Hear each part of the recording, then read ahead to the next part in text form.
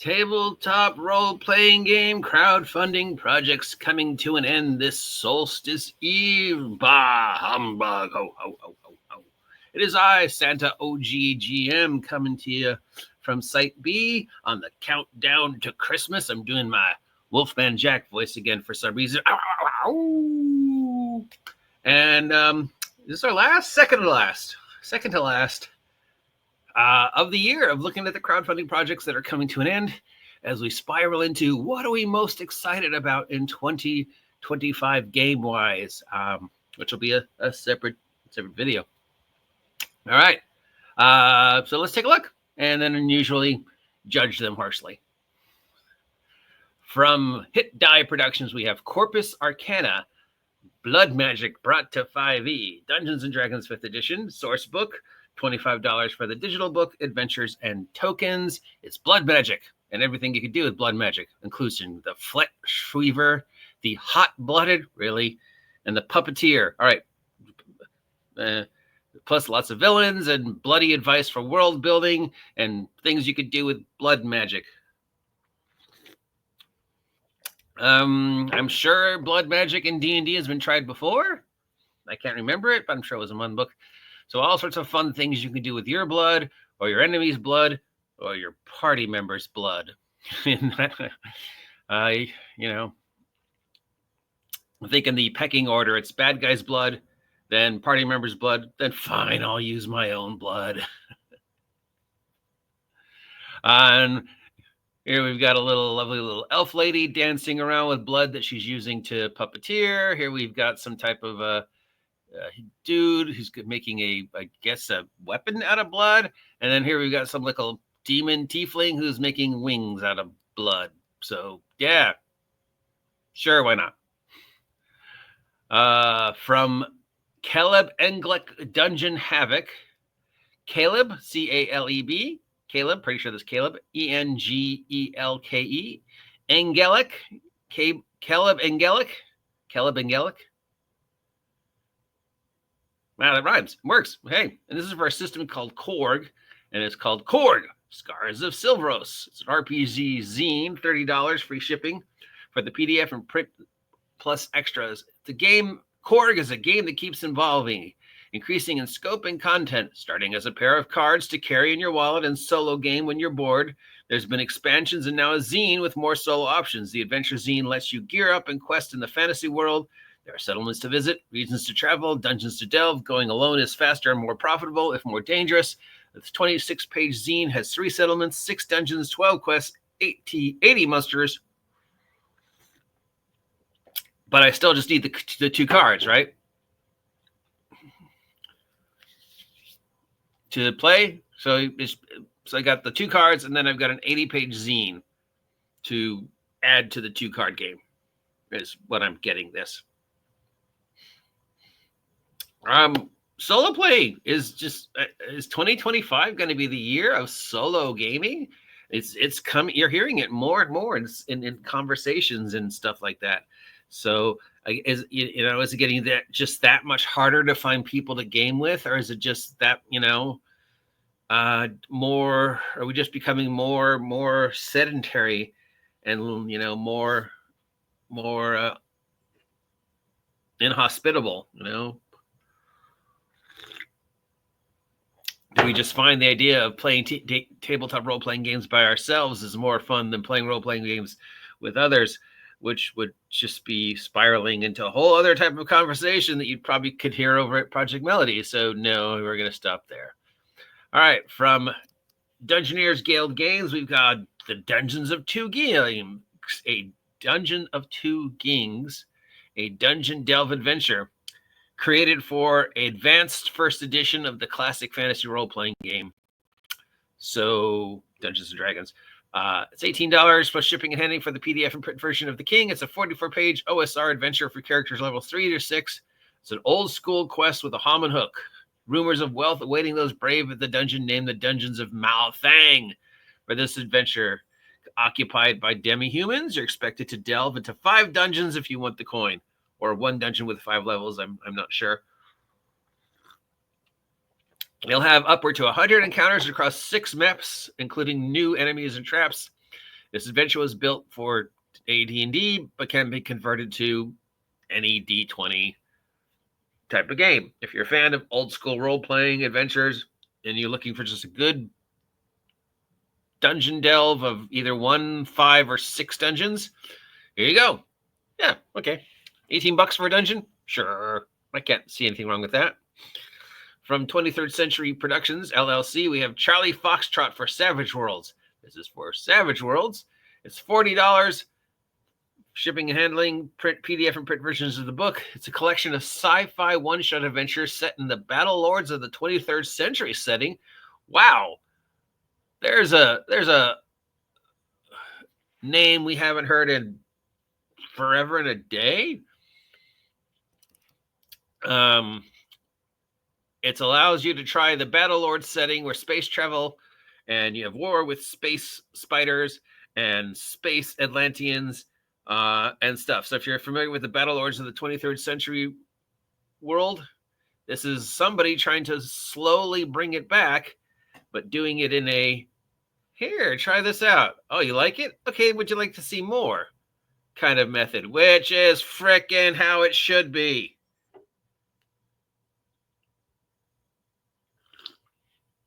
Because A, these could just be normal Savage Worlds space adventures.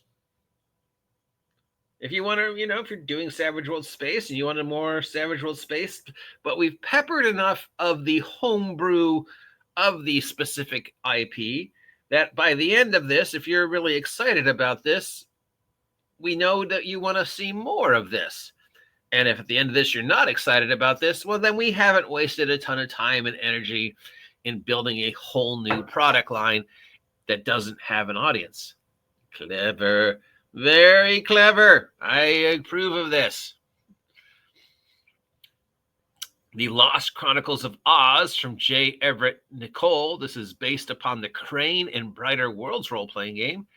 It's $40 shipping and handling for the PDF and print versions of the book. It's based upon the wonderful world of Oz. It's a tabletop role-playing game version of the setting adjusted to the rules of Crane.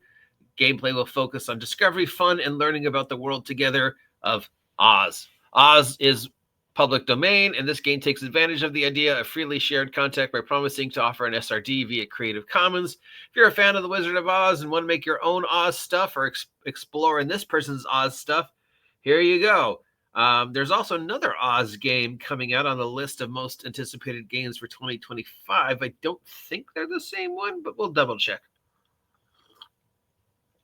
Just to make sure. One moment, please. Scanning. Here we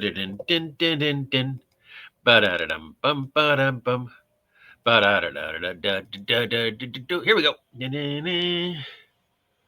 Oz, Oz, Oz, Oz, Oz. This is a long list. Don't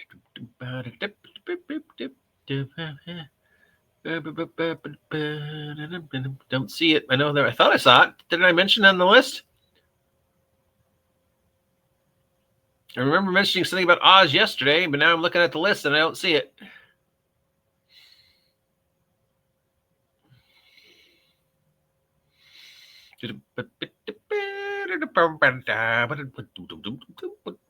Okay. Maybe it's been removed from the list of most anticipated games for 2025. So this might or might not have been the one that was on the list, or it could have been a separate Oz event. I'm sure somebody's done a Wizard of Oz role-playing game before. This can't be the very first one, can it? I mean, 50 years, nobody's gone, hey, let's do Wizard of Oz. But I wish them all the luck in the world. $40 plus a Creative Commons if you want to make more stuff using the system. And it's Oz. I mean, most people like Oz, right? From Third Kingdom Games, we have Populated Hex's monthly issue. It's a zine for $2 for the PDF. They're automatically, there you win, dude. I mean, I don't even need to go any further. It's a D20 old school role-playing game zine, $2 frickin' dollars. It's got, this is our 41st issue. Congratulations, Third Kingdom Games, and get 41 of these out. And it's got the usual collection of zine type stuff. It's got adventure in here. It's got some world building in here. It's got some maps and spells and some new clerical stuff and some new monsters and weapons and all the other things you might need for this 44-page chunk of goodness for $2 freaking for a PDF zine. That is unbelievable. And to have been able to pull this off 40 times in the past. Way to go, Third Kingdoms Games. I can't find anything wrong with that. From Cutter Mountain simulations. Dude, go simulate a mountain. There's a mountain outside. No. We want a simulated mountain. There's a mountain outside. No. We're going to simulate a mountain. It's much better. No, it's not. We have Sepulchre of Dust. Sepulchre. I'm saying that wrong, right? Sepulchre of Dust. Revive edition for Shadowdark. This is a Shadowdark adventure. $16 plus shipping and handling for the PDF and print versions of the zine. As the campaign offers a revised version of the Shadowdark introductory adventure. The plot involves diving into a burial ground. There was a Shadowdark introductory adventure. Oh, probably with the Kickstarter. It's an upgrade of the earlier version of the quest, includes improved digital maps, upgraded layouts, and other refinements based upon 2 years of player feedback. Has it been 2 years already, Kelsey? Congratulations.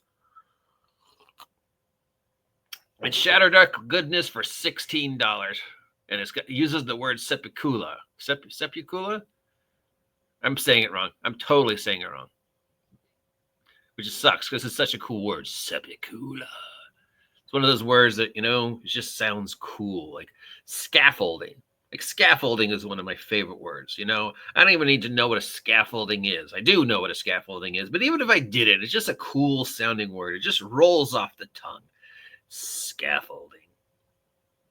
Sepulchre. I'm saying it wrong, but you know what it is. You know what I mean. Because I'm an idiot. And you're probably smarter than me, and you can probably say it. So, $16 Shadowdark adventure? Sure. $2 zine? Absolutely. 100%. Why shouldn't you do this? An Oz thing for Crane? It's Oz. I mean, this Savage Worlds Battle Lords of the 23rd Century hint appetizer. Brilliant. Maybe not intentionally to be this brilliant. Maybe I'm over stimulating this thing, but no, it's a very clever way to do it if it was intentional. And if not, then congratulations. A dungeon for $18? Sure. I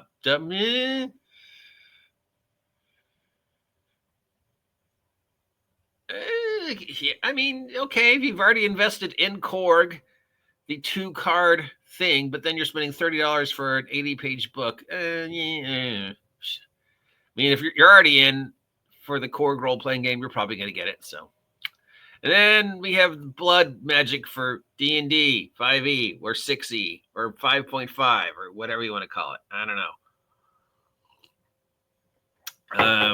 I'm sure Blood Magic has been tried before in Dungeons and Dragons. I mean, doesn't, taking the blood of your teammates and using it as a weapon sort of go against the whole mentality of what 5.5 is supposed to be? So this would be another example of stop trying to make 5th edition something it's not. But that could be, I could just spout on for an hour about why 5e works when you let it work and why 5e doesn't work if you try to make it something it's not. Okay.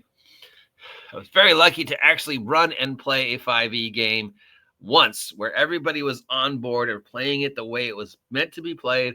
And when you play it the way it's meant to be played, it works. And you're like, oh God, yeah, it does work. Okay, it's not D20 Gygaxian level-based fantasy, but it works. Anyways, that's it for the second to last crowdfunding projects of 2024. Thank you for spending an entire year with me, listening to me blabber about other people's crowdfunding projects. I appreciate every one of you who've spent time with me on this adventure. Who knows where we will go next year, but hopefully it will be big and exciting and bright and fun, and there'll be giant robots and chickens and burritos and giant robot chicken burritos. I don't know what I'm saying.